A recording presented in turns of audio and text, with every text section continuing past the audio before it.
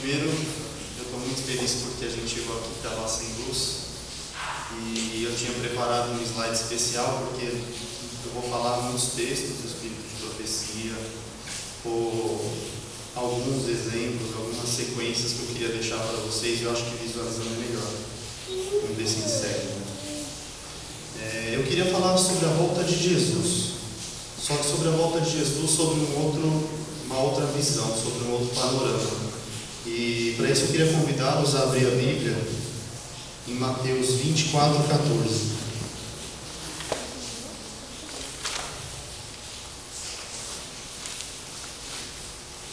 Mateus 24:14.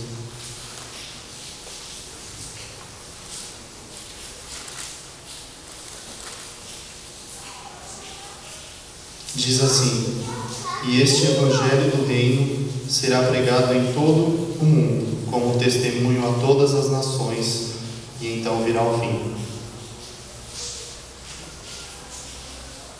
Acho que aqui não está funcionando, mas beleza.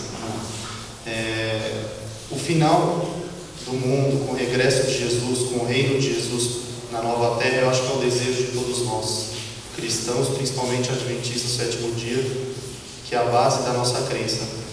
Mas eu ainda sinto que isso está longe, apesar de muitas profecias já terem acontecido,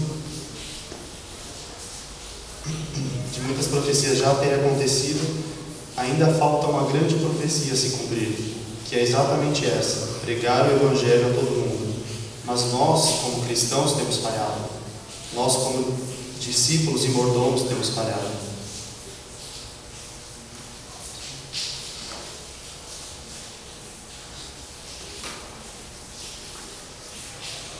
O reino de Jesus está próximo, mas o reino de Jesus não virá enquanto as boas novas de sua graça não houverem sido levadas a toda a terra. Assim, quando nos entregamos a Deus e ganhamos outras pessoas para Ele, apressamos a vinda de seu reino. Então aqui a gente já tem uma dica do que a gente precisa fazer: entregar a Deus e ganhar pessoas para Ele. Como nós vamos fazer isso?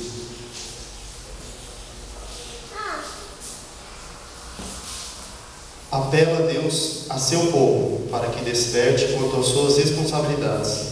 São sim responsabilidades nossas, né? Um dilúvio de luz é irradiado de sua palavra, e devem ser atendidos os deveres negligenciados. Quando eles forem atendidos, ao dar o Senhor o que lhe pertence, nos dízimos e ofertas, abrir-se-á o caminho para o mundo ouvir a mensagem que o Senhor determina que ouça. Então, nós já temos uma coisa que a gente pode fazer. Deus chama muitos missionários, Deus chama pastores, professores de Bíblia, alguns, mas Deus chama todos para cooperar nos dízimos e nas ofertas. Ele requer isso de nós. Continuando no mesmo trecho: tivesse nosso povo o amor a Deus no coração, estivesse cada membro da igreja imbuído do espírito de sacrifício próprio, e não haveria falta de fundos para as missões nacionais e estrangeiras. Nossos recursos se multiplicariam, abrir-se-iam 1000 portas de utilidade, e nós seríamos convidados a entrar. Agora, olha aqui: houvesse sido executado o propósito de Deus quanto a dar a mensagem de misericórdia ao mundo, Cristo já teria vindo, e os santos teriam recebido suas boas-vindas à cidade de Deus. Quem já não queria que Jesus tivesse voltado? Não é? O quanto nós não temos falhado nesse ponto de dízimos e ofertas. Ela diz que não há falta de recursos entre os adventistas, mas há sim corações egoístas que pouco dão para a obra. Eu mesmo, por muito tempo, eu pensei que se eu devolvesse os 10% que o Senhor pede através do dízimo, os outros 90% era por minha conta. Eu gastava do jeito que eu quisesse, até mesmo as ofertas, quanto eu dava, se eu não dava, era uma opção minha. Mas não é bem assim, a Bíblia não diz isso. Vamos ler Ageu 2:8. Ageu 2:8. Ageu, Zacarias, Malaquias, terceiro livro, antes no final do Antigo Testamento.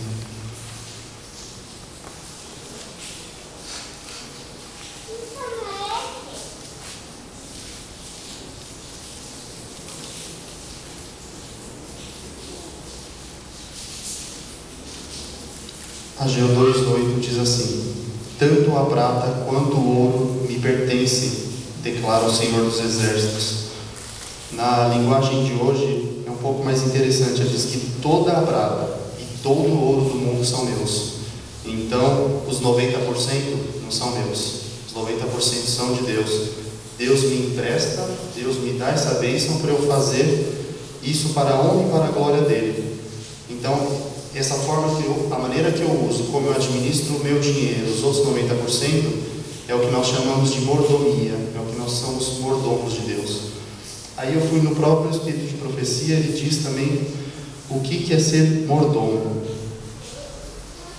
O mordomo identifica-se com o patrão, aceita as responsabilidades de um mordomo e deve agir em lugar do dono da casa, fazendo o que este faria se estivesse presidindo. Os interesses do Senhor tornam-se seus. A posição do mordomo é uma posição de dignidade, porque o patrão nele confia. Se de qualquer modo atuar de forma egoísta e reverter as vantagens obtidas pelo negociar com os bens de seu senhor em proveito próprio, trai a confiança nele depositada. Então é sim, é uma bênção ser um mordomo de Deus, mas é uma grande responsabilidade. E cada um deve ofertar ao Senhor conforme o Senhor tem abençoado. É o que nos diz em relação às ofertas, porque tudo que Deus nos pede é proporcional. Ele não pede mais do que você tem, ele não pede um sacrifício maior do que você pode fazer. Ele pede o que é proporcional. E às vezes muitos de nós pensamos: eu tenho pouco para dar, às vezes eu tenho 50 centavos para ofertar nesse sábado, mas não importa, para Deus não importa o valor. Ele pode fazer milagres com o pequeno. Para Ele importa o motivo do coração. E eu queria ler com vocês Lucas 21, 2 a 4. Lucas 21, 2 a 4.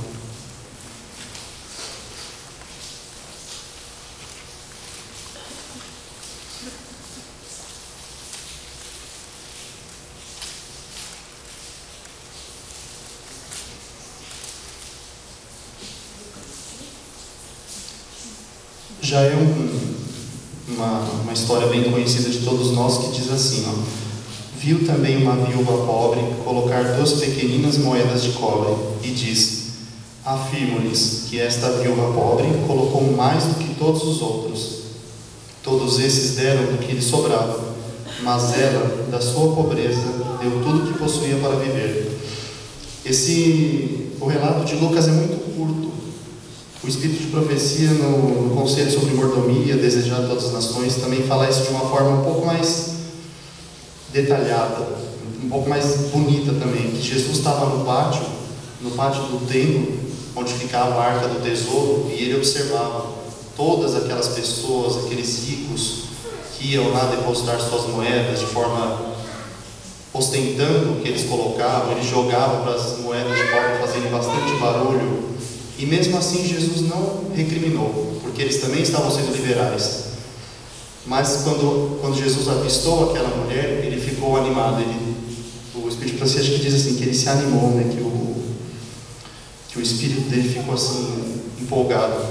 E ele viu que aquela mulher estava meio receosa, com medo de se aproximar do lugar que se ofertava.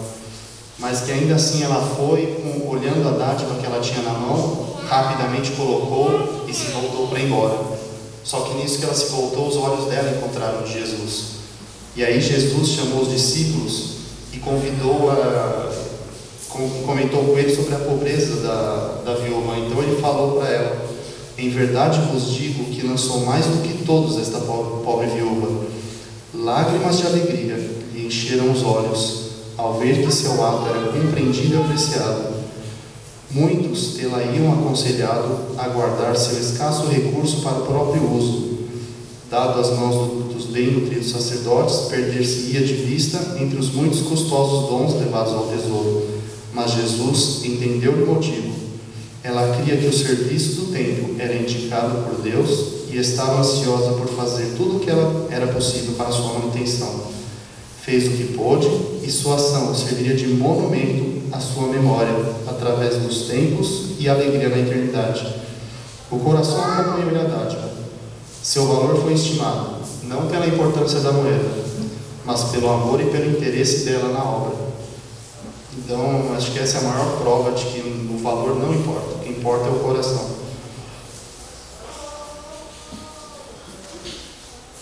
Então eu separei para a gente aqui alguns passos práticos. Como a gente pode honrar melhor a Deus com o dinheiro que a gente tem.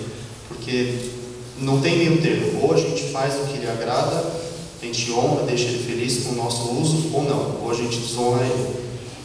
Primeiro passo: evitar necessidades imaginárias. Já reparou quantas coisas a gente inventa para a nossa vida que a gente sequer precisa? Apelo do marketing. O marketing é engraçado, ele faz você querer coisas que você não precisa, na hora que você não precisa, na hora que você não tem o dinheiro, mas você fica assim: eu preciso, eu quero, isso aqui vai mudar a minha vida. Tem que tomar cuidado.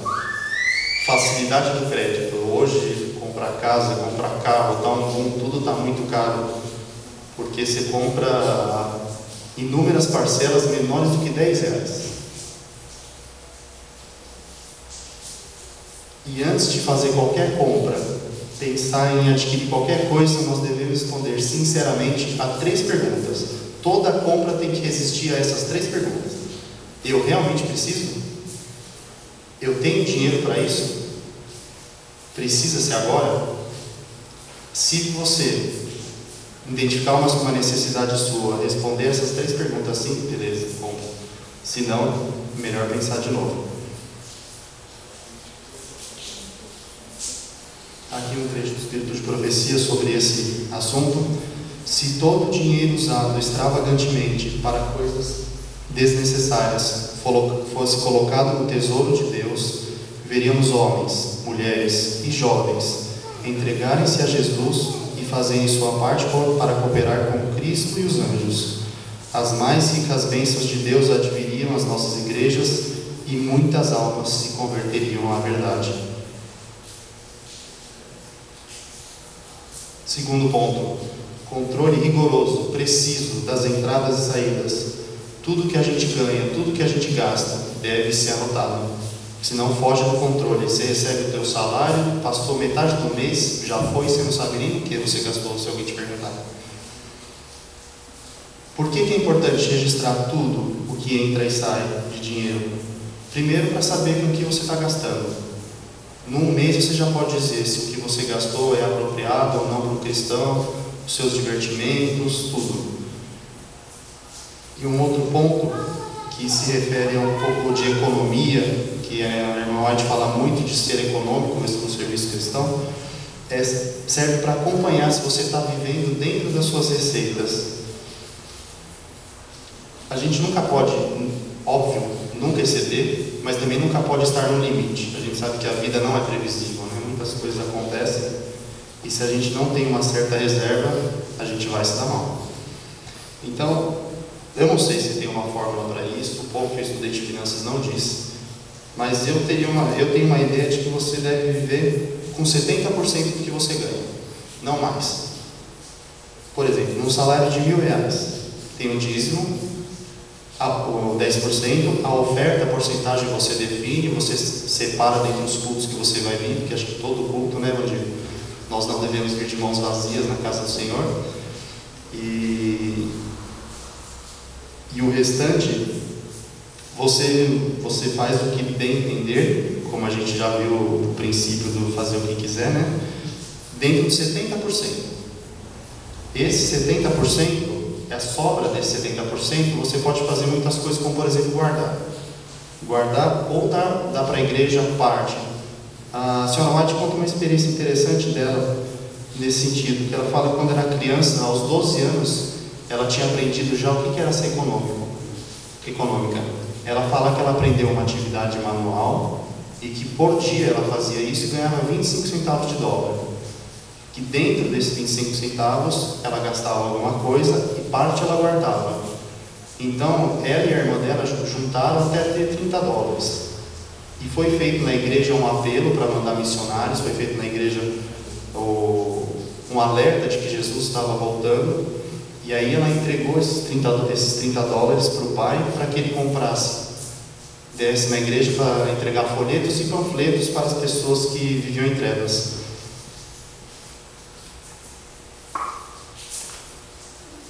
Então, os 2 primeiros passos: evitar necessidades imaginárias, tomar cuidado com o crédito que tem no mercado, que é um bom vilão. E o segundo passo, controle preciso e rigoroso das entradas e saídas de dinheiro.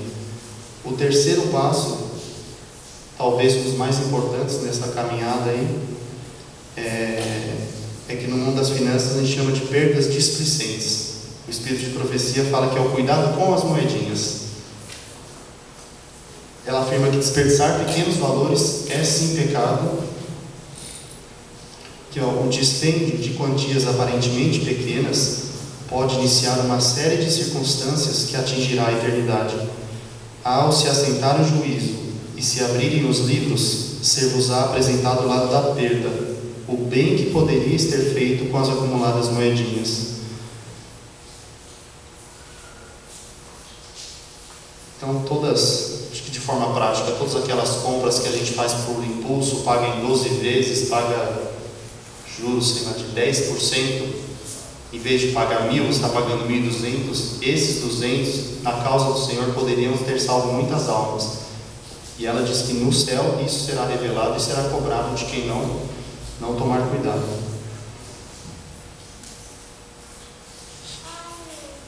Prosseguindo aqui também, pequenos valores se tornam grandes somas. Pequenos arredondamentos aqui, um dinheiro, uma caixinha que você dá ali. Se você for ver no final do mês, isso pode representar alguma coisa. E não estou incentivando a avareza, não, você ser mesquinho, não é isso. Mas isso também deve ser cuidado, não deve ser simplesmente solto, a mão aberta, né? Como uma torneira. Vai pingando um pouquinho, pingando um pouquinho. No final do dia você enche um balde.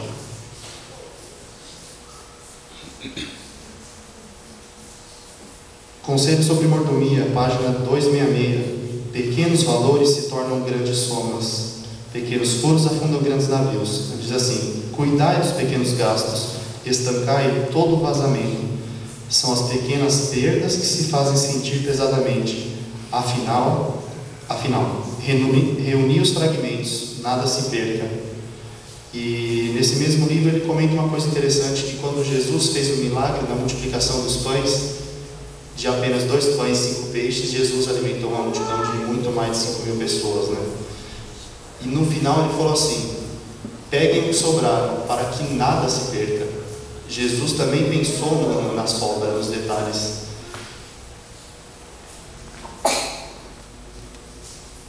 E um bom método para cuidar do desperdício das moedinhas é o controle das suas entradas e saídas. Então, voltando para o que a gente já viu. Primeiro passo, evitar necessidades imaginárias. Segundo passo, controle rigoroso e preciso das entradas e saídas. Terceiro passo, cuidado com as moedinhas. Quarto e último passo, tomar decisões inteligentes. Evitar impulsos consumistas, o eu preciso, o é agora. Planejar as aquisições necessárias para que não seja preciso você tomar crédito. Novamente as compras parceladas. Uma das coisas que está acontecendo comigo agora, meu celular está indo para o 3º ano de vida. Eletrônico hoje não dura muito, então ele já está dando uns sinais de aposentadoria. E eu estou vendo já de trocar. E eu vejo que se eu começo a pesquisar e aqueles celulares, parcela em 8 vezes, em 6 vezes, eu consigo pagar. Mas é uma decisão inteligente? Se eu pagar à vista, eu tenho 10% de desconto, né? Então vamos esperar, vamos planejar a compra. Satanás sugerirá muitas maneiras nas quais podeis gastar dinheiro, mas se este for gasto em satisfazer o eu, em coisas desnecessárias, por mais insignificante que seja o seu custo, não é gasto para a glória de Deus. Consideremos bem essa questão e vejamos se nos estamos negando como devíamos. Estamos nós fazendo sacrifício para podermos enviar a luz da verdade aos perdidos? Qualquer que seja o gasto, se for desnecessário, é sim uma desonra para Deus. Então, mais uma vez, revendo o que a gente já viu. Primeiro passo, evitar necessidades imaginárias, resistir aos apelos de marketing e publicidade, que eles fazem você querer o que você não precisa. controlar rigorosamente as entradas e saídas de dinheiro, cuidar com as moedinhas, com os pequenos gastos e, finalmente, tomar decisões inteligentes. Um último trecho do Espírito de Profecia. Ao dardes a obra de Deus, estais ajuntando para vós tesouros no céu. Tudo o que ajuntais lá em cima está livre de desastre e perda e aumenta, tornando-se bens eternos e duradouros. Para finalizar, gostaria de ler com vocês Mateus 6, 19 a 21. Mateus 6, 19 a 21.